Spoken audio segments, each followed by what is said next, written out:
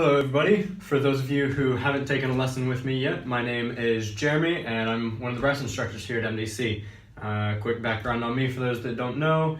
I marched 2013 at Music City, 14 and 15 at Spirit, and 16, 17, 18, 19 at Crown. And I am currently finishing up a music education degree here at the Schwab School of Music at Columbus State University in Columbus, Georgia. So for this video, I'm going to be talking to you guys about buzzing and kind of how it relates to the instrument and how we should kind of go about it to improve our playing. So as you all know, the buzz is what creates the sound. It's the air going past the lips, causing them to vibrate, that sends the vibrations in the air through the instrument to be resonated for our audience to hear beautiful sounds. So if our buzz is not in tune with a good sound, then we can't expect what comes out of the bell of the instrument to be in tune with a good sound either. So that's one of the main reasons why we practice buzzing. Another one would be just in buzzing, it forces us to use a lot of air, often more so than what we would actually use on the instrument.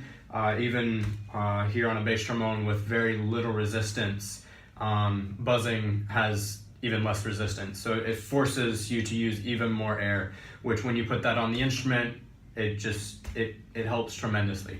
So for those of you that are kind of new to brass playing or aren't super confident about your foundation of just embouchure setup, I'll briefly talk about that. We may have another video that goes more into depth about embouchure, but I'll give you guys just a little bit of foundation here. So the way I like to think about setting up my embouchure is I say E and really stretch my corners back, and then bring it forward and saying oo. So this in here, what's going to be inside the mouthpiece should be nice and relaxed, but here the corners should be firm. So let me get a little bit closer to the camera here so you can see. So E, oo, and then just that should be nice and relaxed but firm here. And then from there, you keep that same setup there. Just take a nice deep breath in and just relax it out. You don't try to force any sound. You don't try to make the lips do anything. You just allow the air to rush past the lips, and a sound will just happen.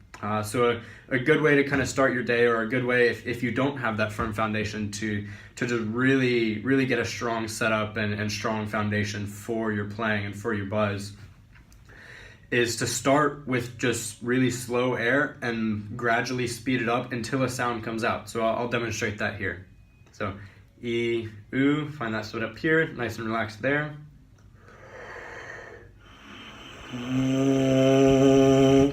So you heard I started just slow, relaxed air and gradually sped it up. I didn't get more tense. I didn't like push anymore. Just sped the air up a little bit, and after a little bit, it was fast enough that the lips started vibrating. So as you can see there, it really is all about the air. It's not about the buzz. So I said I wasn't going to go too in depth on that. So I guess I'll leave the foundation of buzzing and embouchure setup there for now, and get into kind of what do you do when you're buzzing. So when I buzz, I typically like to have, I guess you could call it a tool, something that isn't besides just the mouthpiece. So I have here, it's just I think it's like 1/4 inch diameter, just plastic tubing. You can get it at Home Depot for a couple cents. I just cut it. This is a 1/4 of the length of a lead pipe, and it adds a little bit of resistance there. It makes it a little bit easier to control, a little bit easier to focus. So I prefer doing that, or if depending on the instrument you have, most professional level trombones have interchangeable lead pipes, so I can buzz on that as well, and that's an even more focused sound there. That one is in a lot of ways harder to control because it's longer. So different difficulties for different things. I like to do all sorts of variations because it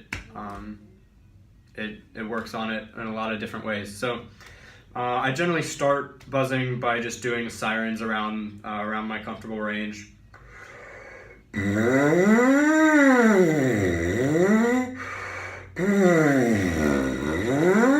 And extending low. You guys could probably hear there's a little bit of a break down there, probably around E flat below the staff. Really trying to smooth that out. I won't demonstrate that now just for the sake of time, but just kind of really going over that over and over again and trying to smooth it out. Some of you will probably also have another break kind of in your mid to upper range when you're buzzing. So just anywhere that you have that, start just working on ironing that out, smoothing it out with just glissing over it nice and smooth. Just really getting the air in the lips going. And then from there I like to either go into playing some kind of scalar stuff or just playing some tunes, just really simple melodies. So we'll do Amazing Grace.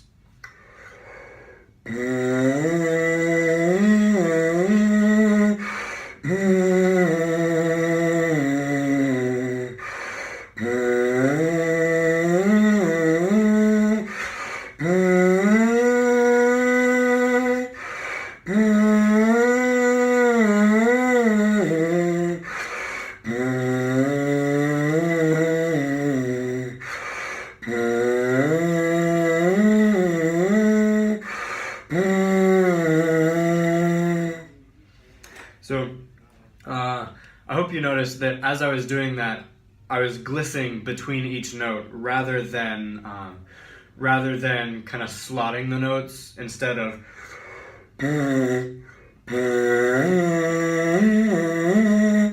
really just kind of sudden changes between notes, because when we put it on the instrument, how I like to think about it is everything I play is a glissando. Just whether or not it's you hear the glissando is dependent on how fast it is. So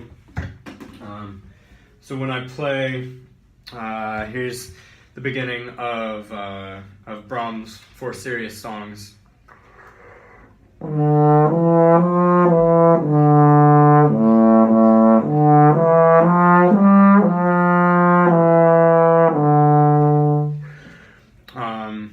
During that, you, in performance, of course, don't want to hear glissando, but in my head, I'm thinking glissando through all of it. It's just really fast. And a great way to practice that is to gliss it on the instrument. For trombone players, it's easy. For those of us with valves,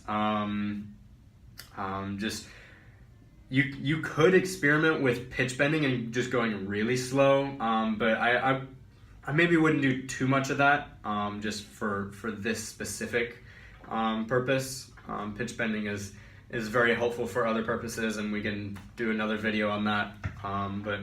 But just really getting the air going and not thinking about it for each individual note.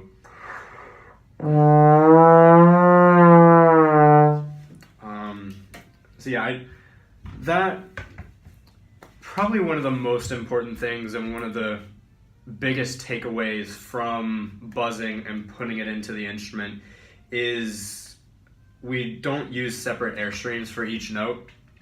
A lot of times I'll hear students of mine, they'll kind of play, and you kind of hear a little bit of wah, wah, wah, because they're blowing air at each individual note rather than one consistent stream of air. Da, da, da, da, da, just constant air all the way through. So I know I kind of deviated away from buzzing a little bit, but I got you foundations of just embouchure setup and how to make a buzz, and then we went into a little bit of kind of how I do buzzing, and then I talked maybe a little bit more than I should have on how it applies to the instrument, but I guess maybe that's not more than I should have, because we're not going to go into performance and buzz. So yeah, I hope that that you guys find this useful and you can pull some helpful tips from here. And I would love to work individually with all of you.